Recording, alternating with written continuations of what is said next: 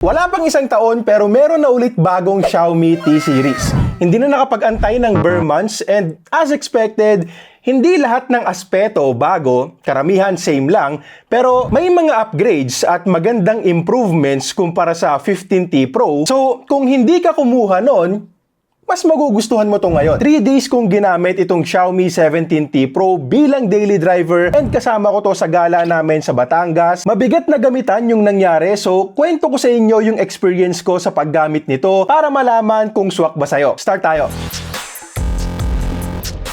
Okay, so quick unboxing lang muna. Good news kasi kumpleto ulit ngayon. SIM ejector tool, syempre, may libreng case, Type A to Type C cable, 100 watts na charger included na rin sa box, and may pre-installed screen protector pa rin. So wala ka nang bibilin at ready na kaagad gamitin. And sinasabi ko to kasi marami na ring phone sa ganitong presyo ang nagtitipid sa accessories. Para sa actual na experience ko, share ko sa inyo yung third day ng paggamit ko nito bilang daily driver nung pumunta nga kami sa The Old Grove Farmstead at mabigat yung paggamit. Battery din kasi yung isang magandang upgrade dito. 7,000 mAh battery na ngayon from 5,500 mAh sa 15T Pro last year. So dito ko mapapakita at dito magkakaalaman kung tatagal ba talaga. Umalis kami ng 8:31 AM at full 100% battery life. Syempre naka-mobile data na tayo sa labas. Sundot-sundot din ng GPS for navigation, web browsing ng mga next na ire-review habang nasa biyahe. So una na nating pag-usapan yung connectivity. So far wala naman akong na-encounter na issues. Text messages nare-receive ko on time. Mga calls na na-receive ko malinaw din. Nag-speed test din ako habang papunta and eto 400 Mbps. Nung nasa Farmstead na kami, nag-run ulit ako 420 Mbps naman. Of course, depende pa rin yan sa lugar nyo pero so far maganda yung naging experience ko sa signal. By the way, Smart eSIM nga pala yung gamit ko dito. So wala na rin problema kung eSIM yung gamit mo and kahit sa Wi-Fi, so far wala pa naman akong na-encounter na issue. 10:47 AM, nakarating na kami sa The Old Grove Farmstead with 90% battery remaining and nahulog nga yung unit natin dyan. Parang ikaw lang.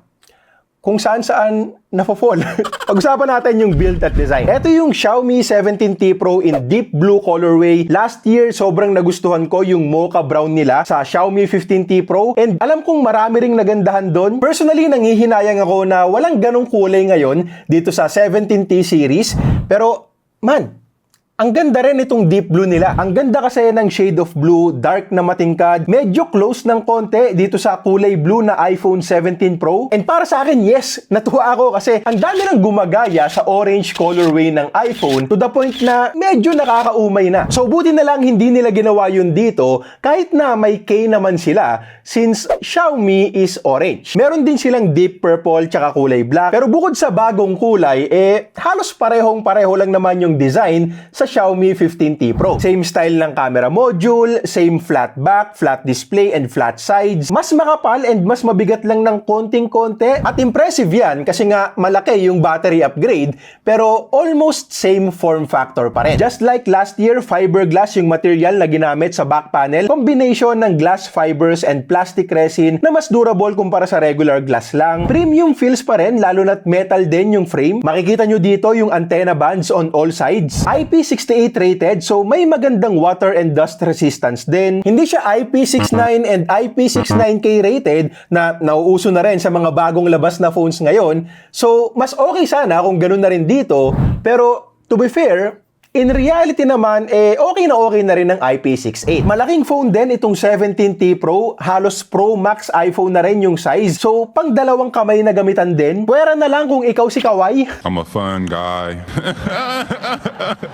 May konting bigat din at 219 grams pero hindi naman sobra na nakakangalay gamitin. Mas magaan pa rin kumpara sa iPhone 17 Pro Max. At kung gusto mo talaga ng mas compact, mas handy na smartphone, baka mas bagay sa'yo yung Xiaomi 17T Non-Pro na niliitan ng Xiaomi para i-offer sa mga users na gusto ng mas maliit na phone. Soon, gagawin din natin ng kahit maiksing video yon. So, make sure to subscribe para hindi mo yon ma-miss out. Pagbaba namin ng sasakyan, honestly, halos puro camera na lang yung ginawa ko dyan. Picture-picture and take ng videos. And sobrang init nung araw na yon. Magtatanghaling tapat pa nung dumating kami. Pero good news naman kasi bright enough yung display para makita ko yung pinipicturan ko. Bali, meron tayong 6.83-inch POLED panel, 1.5K resolution, and up to 144Hz na screen refresh rate. Usually naman maganda ang color reproduction sa display ng mga Xiaomi phones, and ganon din dito. Solid for watching videos. Kung sa Netflix ka pa nanonood, kumpleto rin. Widevine L1, HDR10, and Dolby Vision support. Eto nga pala yung nipis ng side bezels. Kahit sa baba, manipis na lang din. Responsive, tsaka very smooth din. Syempre, pag scrolling tayo, 120Hz pa rin most of the time. Pero, syempre, mas okay na rin na may 144Hz option tayo na pwedeng iset sa settings sakaling gusto lang natin ng extra smoothness sa ilang mga apps or games. Pansin ko nga lang na pagdating sa brightness, pag gamit ko to indoors at chinecheck ko yung brightness levels, usually more than 50% siya. Hindi siya kapos ha. Actually, nung ginamit ko nga pang picture and video outdoors at tirik ang sikat ng araw, wala naman akong reklamo na hindi ko makita yung display, hindi ko makita yung subject. Wala naman ganun. And yung init nun, sobra. So, masasabi ko talaga na hindi kapos yung brightness. But at the same time, hindi rin ito yung pinakamaliwanag na display na nasubukan ko sa ganitong presyo. So, kung brightness ang isa sa priority mo, may ibang phones pa sa ganitong price na mas may wow factor sa liwanag. Hindi siya weakness, pero hindi rin siya standout. Haptic feedback is good pag typing ako, nagchat-chat at nagsusulat ng script. Tapos yung fingerprint scanner ay optical sensor pa rin. Wala namang issue sa totoo lang. Tulad ng makikita nyo dito, mabilis niyang nababasa yung daliri ko. But since may mga mas murang Xiaomi phones na naka-ultrasonic fingerprint sensor, mas maganda pa sana kung ganun na rin dito. Yung dual speakers natin, sakto lang para sa price. I mean, malakas naman, goods na for watching videos, but in terms of sound quality, hindi para mag-expect ng sobra. Syempre, hindi pa rin mala iPhone 17 Pro Max or X300 Ultra na lagpas 100,000. 12:30 PM, nag-lunch muna kami. Eto yung mga in-order namin. Pasilip na rin sa camera samples, and in fairness, goods yung luto nila. Marami rin yung servings, dami pang na-take out. After kumain, laro na ulit agad yung anak ko, so picture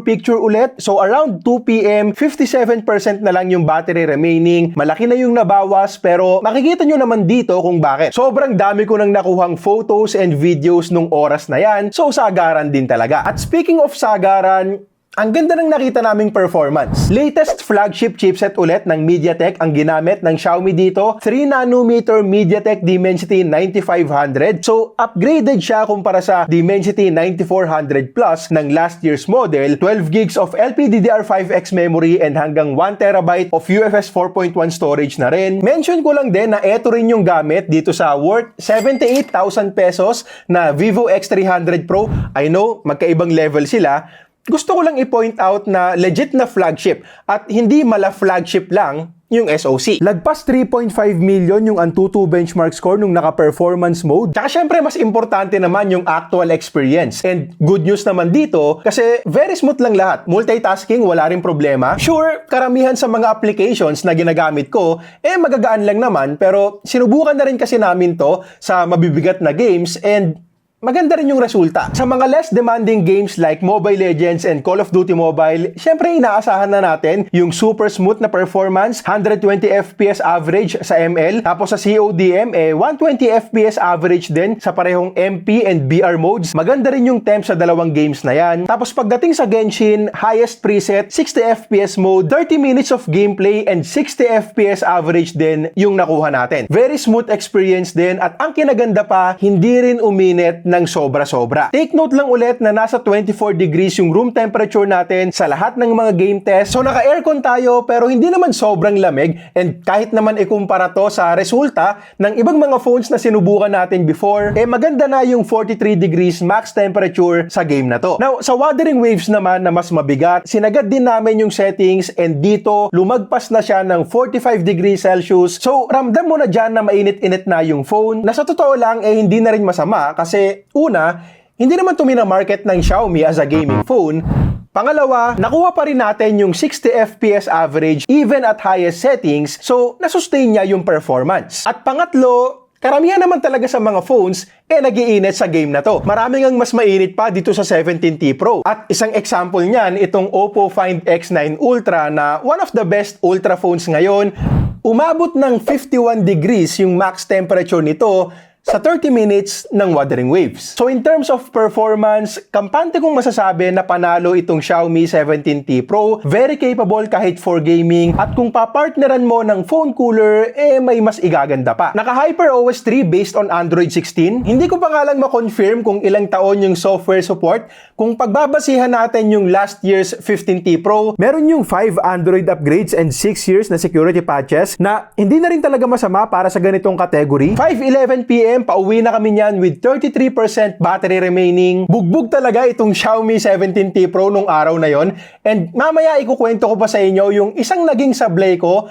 And bago umuwi, pakita ko muna sa inyo yung mga camera samples. Ito yung pinaka-pinagmamalaki ng Xiaomi dito. Meron tayong triple Leica camera setup sa likod, 50 megapixel Light Fusion 950 sensor para sa main cam, 50 megapixel 5x periscope telephoto, 12 megapixel ultra-wide, and 32 megapixels naman para sa front-facing camera. So eto muna yung mga kuha gamit ang main camera, and nagustuhan ko, very reliable itong Xiaomi 17T Pro. Sa ganitong category, isa to sa mga phones na kampante kong madadala sa mga gala at alam kong mabibigyan ako ng magandang photos. Family shots, outdoor scenes, food shots, karamihan sharp and detailed yung mga nakuha ko. Mostly Leica Vibrant yung gamit ko dito, and ang ganda ng kulay, ready na pang post sa social media. Hindi siya perfect kasi may mga times na medyo punchy yung greens and blues, pero mamaya ipapakita ko rin sa inyo yung Leica Authentic. Also, pag sobrang liwanag, may mga shots pa rin na pansin mo yung smartphone HDR processing, tapos pag challenging yung lighting, may mga areas kang makikita na medyo blown out yung highlights, pero nare-retain niya pa rin yung detail sa subject. So para sa akin, panalo tong main cam overall. And honestly, ganun din yung 5x telephoto. I mean, eto naman talaga yung pinaka magdadala sa camera setup nitong 17T Pro, and very satisfied din ako. Kapag maliwanag yung scene, sharp enough yung output, pleasing colors, and detailed din, pansin mo rin kaagad na optical telephoto talaga yung gamit at hindi siya mukhang digital zoom lang. Etong shot na to, nasa loob kami ng umaandar na sasakyan. Eto naman, tumatalon-talon yung anak ko, naglalaro, pero surprisingly, ang ganda pa rin ng kuha. Natural skin tones, kuha yung buhok sa pagtalon niya. Well, maliwanag din kasi niyan at nasa labas kami, so kapag low light tapos moving subject, expect pa rin natin yung softness. But dito, masasabi ko na reliable din yung telephoto. Now, pag ginamit naman natin for taking portraits, mas pansin na may camera-centric phone ka. Ang ganda ng compression, hindi siya mukhang normal na phone shot lang. Maganda yung subject separation, pleasing skin tones din, tsaka kita pa rin yung texture sa mukha ng subject. At hindi siya yung may sobrang tapang na skin smoothing effect kahit na naka-turn off pa yung beautification. Pero hindi siya perfect. Una, hindi ko pa rin masasabi na sasabay to sa mga ultra na smartphones natin ngayon. But since 100k nga yung mga yon, and most probably less than 50k lang to, okay na ako dito. Yung edge detection pagdating sa mga tikwas ng buhok, lalo na pag mahaba, kung titignan mo talaga, makakakita ka ng imperfections at hindi pa rin ganong kalinis. Tapos, since 5x nga, kailangan mo rin syempre ng distansya sa subject, so take note na lang din yan. But overall, pasadong-pasado to sa akin. Sa Leica Authentic naman, mas natural looking yung output, at eto yung paborito kong shot dito kasi mukha siyang part ng horror movie or game. Parang mga Resident Evil, mga ganun yung vibes. Sa night shots, goods din yung main cam. Maayos yung exposure ng mga LEDs. Most photos, detailed pa rin.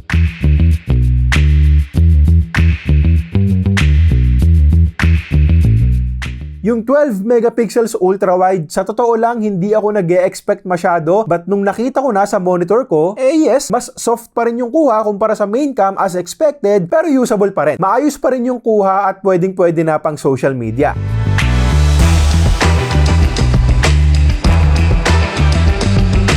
Sa selfie camera naman, ganun din. Okay siya for casual use, social media postings, lalo na kung outdoor shots tapos maliwanag. Okay yung skin tones, kita rin yung mga details sa mukha. Tinurn off ko yung beautification dyan. Tsaka malawak din naman for groupies. Shoutout nga pala sa mga nakakilala sa atin sa Gubne. Sana may dagdag chicken pagbalik namin. Yun nga lang, pansin na rin dito na pag low light conditions, malaki-laki yung bawas sa quality, soft looking photos na. So, I would say na hindi siya kasing lakas ng mga Leica cameras natin sa likod. manood. Actually, pagdating sa selfie video recording, hanggang 4K 30fps pa rin tayo dito. Wala pa ring 4K 60, pero to be fair, decent looking videos pa rin naman siya pag maliwanag. Yung videos natin sa main camera ang maganda. Pwede nga tayong mag-record hanggang 8K 30fps gamit yan. 4K 60 yung karamihan sa mga kuha ko since yan yung mas practical gamitin. Sharp videos, good quality din overall. Stable kahit dito na nagmamadaling naglalakad yung anak ko papuntang playground. Yung 5x telephoto pwede rin hanggang 4K 60, goods din.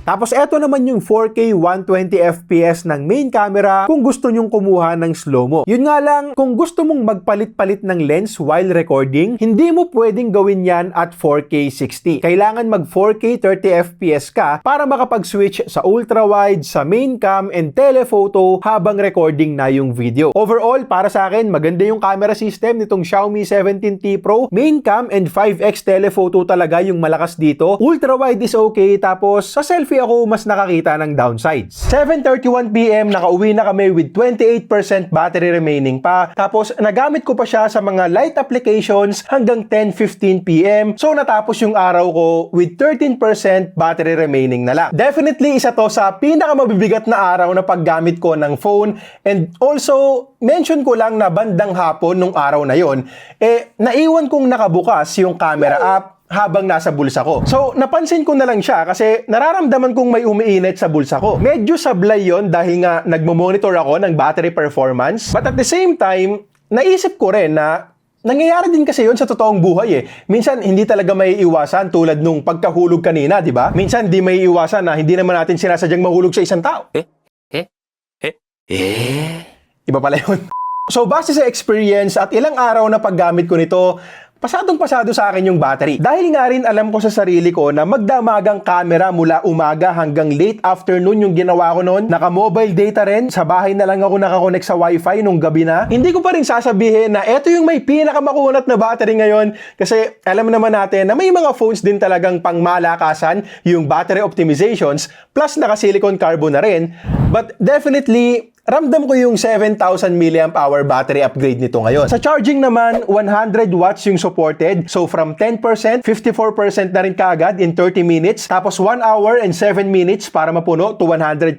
So lumagpas tayo ng konti sa isang oras, but siguro naman wala nang magrereklamo since malaking battery din yung pinupuno at normal charging speed lang din yan. Kung sobrang nagmamadali ka, pwede pang pabilisin kapag tinurn on mo yung top speed charging option. Mas mag-iinit nga lang yung phone kapag ganyan. May 50-watt wireless charging support pa rin, mas mabilis din kumpara sa iba. Yun nga lang, sa mga gamers natin dyan, wala tong bypass charging, so sayang. Kasi kung may bypass charging sana to, mas mako-consider pa ng ilang mga gamers. Okay, so Xiaomi 17T Pro, hindi ko pa alam yung presyo habang nire-record ko to. Usually, nalalaman ko to few hours na lang din bago i-launch. So, halos sabay lang din tayo. Ilalagay ko na lang sa YouTube Shopping tab kung saan kayo makakabili. So, click nyo na lang yan. And minsan may mga YT vouchers din dyan para mas makamura pa tayo. Now, hindi to perfect at may mga bagay tayong pinuna kanina. Bukod pa sa mga yon, mention ko lang din na yung Type-C port natin dito ay USB 2.0 pa rin. Doesn't matter sa karamihan sa atin but worth mentioning para sa iba. Para sa akin, solid phone pa rin overall. Legit na mas affordable na flagship phone siya from Xiaomi. Yung last year's 15T Pro, nagustuhan ko rin yon. By the way, kung naka 15T Pro ka na, hindi kailangang mag-upgrade dito. Nice upgrades yung battery and chipset, pero hindi para magpalit ka agad. Bali-balita rin na may price increase daw, hindi from Xiaomi Philippines to hindi official. And honestly, ine-expect ko na rin naman yon since nagsisipag taasan nga halos lahat. Sana lang wag sobra. Sana close pa rin yung presyo sa SRP ng 15T Pro last year. Kasi yung mga mas murang flagship phones na nasa 40K price range ang mas kailangan natin ngayon. Dahil nga yung mga high-end, mga Pro Max and Ultra na smartphones ay 100,000 pataas na. Okay, so quick update lang kasi alam ko na yung SRP nasa 46,000 to 48,000 pesos. So malaki-laki din yung inangat kumpara sa last year's pricing. Pero ang good news, sumilip ako sa Shopee store nila kagabi at may promo sila doon. So pwede na lang natin itong makuha for 38,499 to 42,499 pesos. Plus meron pang mga extended warranty, tsaka libreng Redmi Watch 6 worth 5,499 pesos. At para sa akin, good deal yun para dito sa Xiaomi 17T Pro. Okay, so yun lang muna para sa ngayon. Let me know sa comments kung anong tingin nyo dito. Tip nyo na sa amin yung like and subscribe. At kita-kits tayo sa next video.